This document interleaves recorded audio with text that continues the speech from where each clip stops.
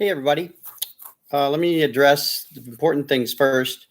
Bueller has driven to Tennessee to stay by himself in a family cabin. Don't worry about him. He's taken 100 pounds of dog food with him, so he should be okay.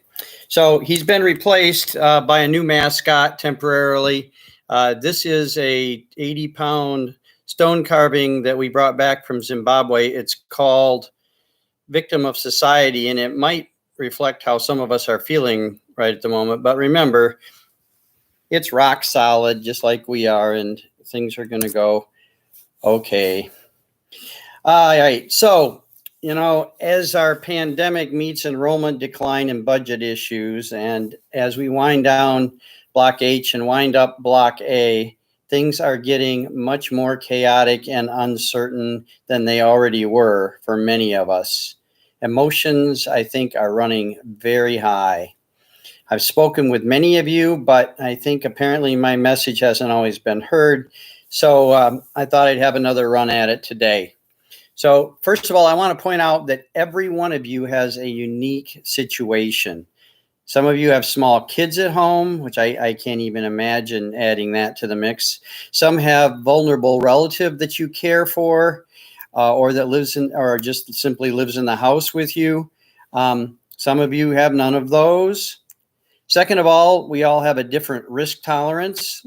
That by itself also is not good or bad. It just is.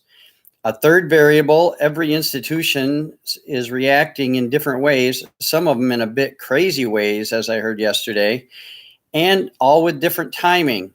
So what I'm trying to, and there's other variables I'm not even thinking of.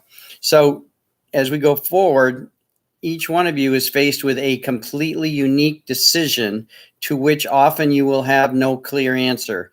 So here's what I want you to know for sure. Here's what I know for sure.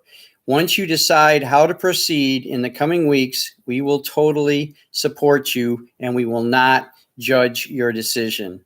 All I ask is that you try not to figure out your situation by comparing to your colleagues, because I just made the case everyone is completely unique. So, and I've spoken with Dean Durst about this. I've spoken to him last night at 5:30 about this, and multiple times before. He is in 100% agreement with everything that I said. So there's no mixed messages coming at all. In addition, I found out yesterday that the university administration is talking about or / working on an agreement that students will sign for rotations that will either acknowledge the risk if they are going on rotation and seeing patients, or acknowledging, or alternatively, acknowledging that if they are not going on rotation because of a choice to stay safe, then it's possible that they will not graduate on time in 2021. Of course, we'll certainly try very hard to make that happen, and we may succeed, but I think it's a really great idea to have students be aware and acknowledge the choices that they're making. And finally, I think many of you are wondering what is happening in the fall regarding online or in-person or blended. I am told that the decision is expected in mid-May. Notice I chose the word expected. I'm not promising, but that's when the decision is supposed to be made.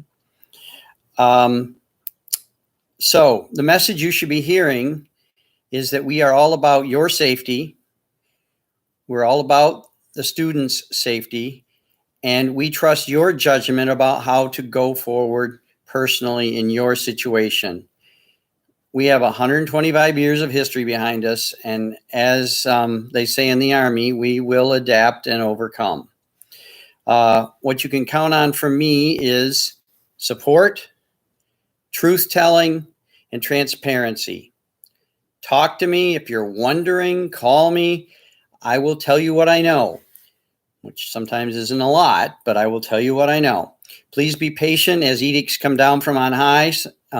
Things sometimes change abruptly. As you remember, when this started, they changed about twice a day. So hang on to your hats.